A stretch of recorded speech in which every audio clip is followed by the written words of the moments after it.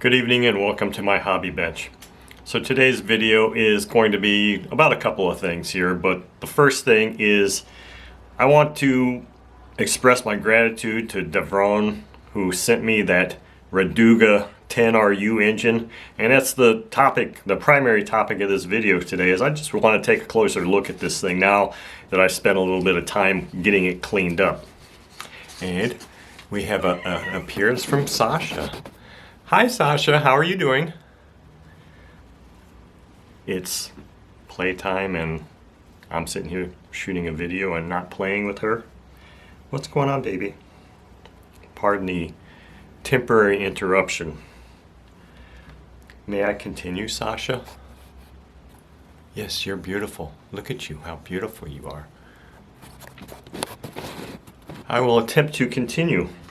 So anyway, on the table tonight is that Raduga or Rainbow engine that Devron sent me, and one of the reasons this has really got me is because of where it came from, its origins, its history, and the fact that it came from so far away. But I did, like I said, find out some new things about this that I didn't know, and he had actually made some comments in the video that helped clarify some of those things, then also subsequently sent me some more emails. So this engine is new in box.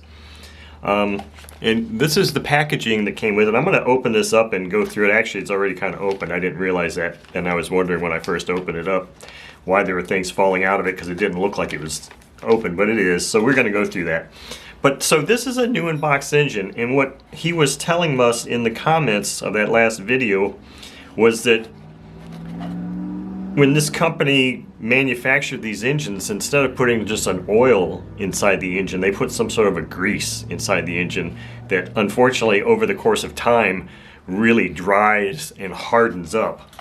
And that's what you were seeing here. I wasn't able to get all of it off. I spent probably about 30 or 40 minutes cleaning this by hand because I wasn't going to disassemble it completely. There's no reason, especially knowing that it's a new in-box engine.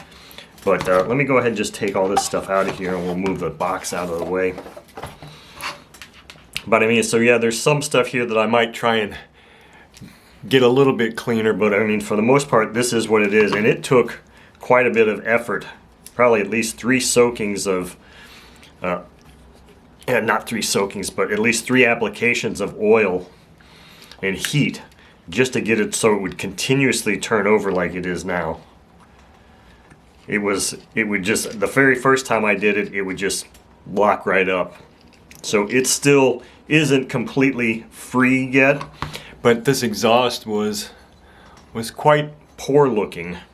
And I managed to clean this up with some just aluminum powder cleaner in my hand. The carb again was totally locked up. But I want to point out some interesting features of this engine that I think are interesting. And let's see here, I think maybe they're all in here. Yes. So I'm going to go ahead and open up. I don't think the screws are in there. Some very interesting things about this. And I've got another bag I'm just going to put this stuff in. So I'm just going to open all of these things up here so we can look at this.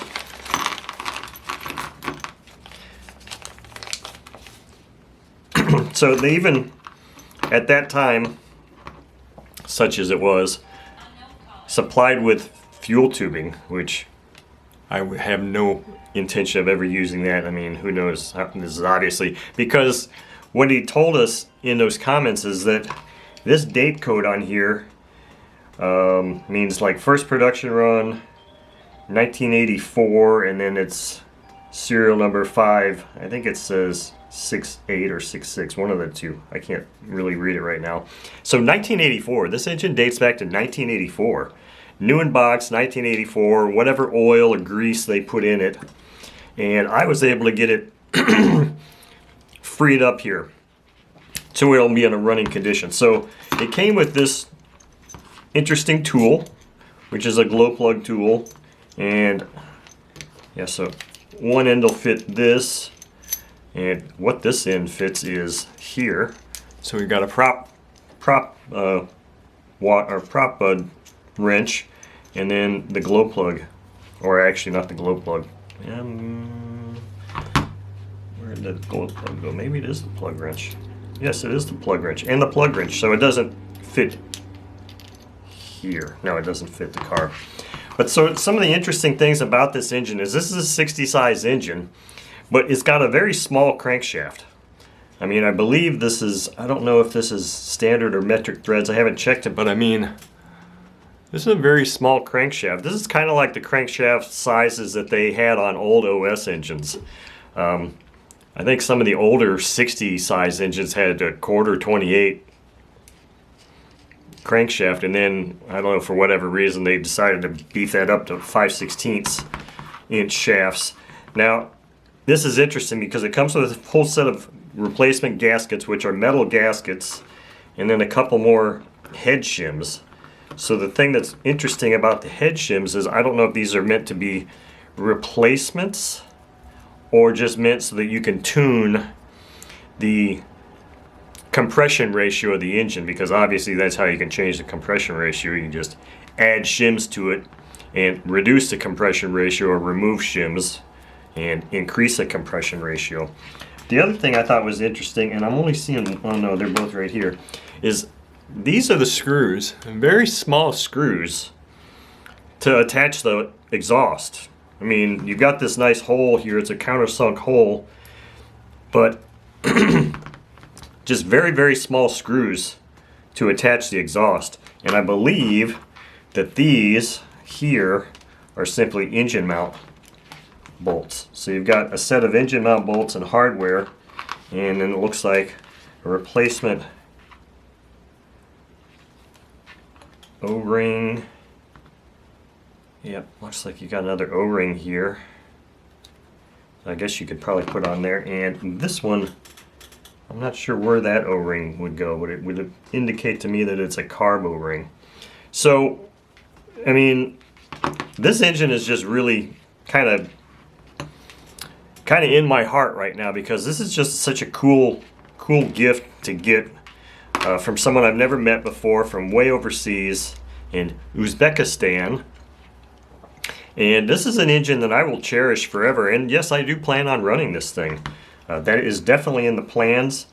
The other thing that I think is interesting about this engine is I was reading, I think he had sent me some maybe RC Universe links to some threads there on these engines.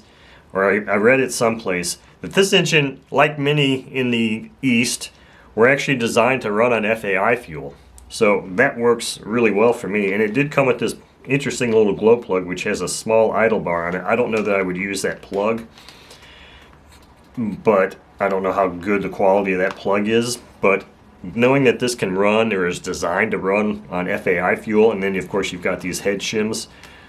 I do at one point think I'm going to do a look inside and at least take the head off and take the rear cover off. Actually, I've already kind of done that because I was trying to clean it out.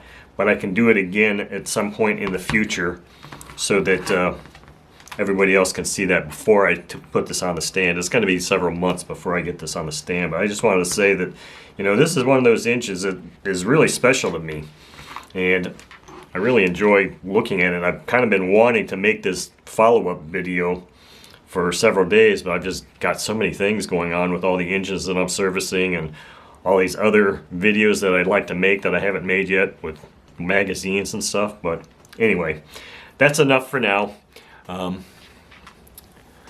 Thank you all for watching. Okay, so I forgot that there was multiple things I wanted to put in that video, but I ended up running on so long about the Raduga-10RU engine that I just kind of forgot about the second thing, and I turned the video off. So I turned the video back on, and I'm going to run through this real quick. So here on the table again, I just can't help but showing this off, is the beautiful Sato 200 Ti engine that I got in trade from a good friend, Keith. Now, the reason I'm showing this to you once again, aside from the fact that it's just beautiful, is when I showed it to you initially, I was concerned about getting a wrench nut driver small enough to go inside these front plug holes, because they're just really tight.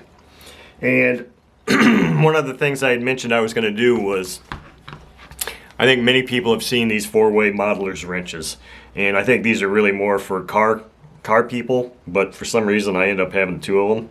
I don't know why.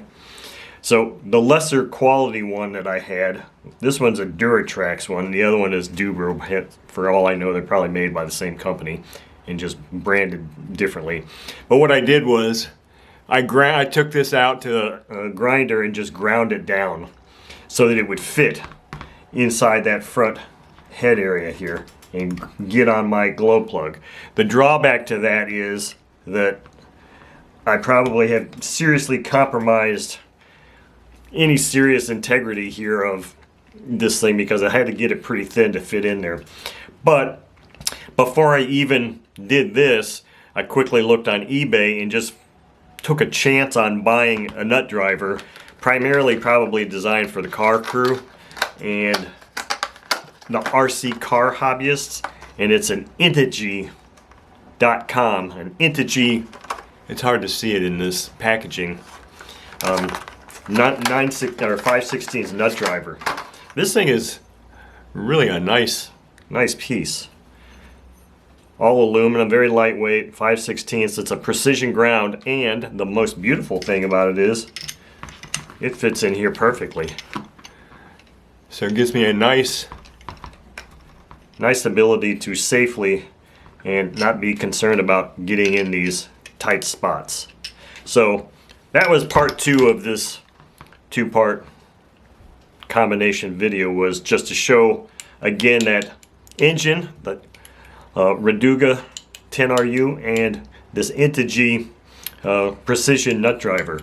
So the thing that's interesting about this is you can probably loosen it here and increase the length of the shank or make it shorter if you need. So that's also a nice thing. Very nice lightweight thing. Wasn't exactly cheap. I think it was $13, but $13 for peace of mind for me to be able to access these front glow plugs on this engine is money well spent. Now here's the thing. I spent $13 when I had something that I already ground down and made work for a plug that's probably never going to come out again.